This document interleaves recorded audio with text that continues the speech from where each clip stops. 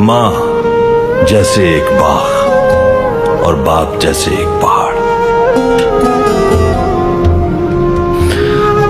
कोई इनकी कदर पहचान ले तो मालो दौलत की अहमियत को भूल जाए।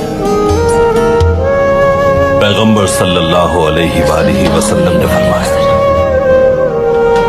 अल्लाह की रजा तो सिर्फ माँ और बाप की रजा में है। अगर बाप आपके साथ है तो फिर किसी चीज की जरूरत नहीं होती, क्योंकि आपका बाप एक दरख्त की मानिंद है।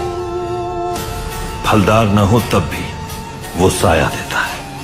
एक बाप क्या होता है पहले तुम्हें ये समझने की जरूरत है। देखो, बाप का घर ऐसी चीज है जहां सर्दी में ठंड महसूस नहीं होती तुम्हें, क्योंकि बाप के दिल में अलाव चल रहा होता है अपने बच्चों के लिए, जो उन्हें गर्मी देता है।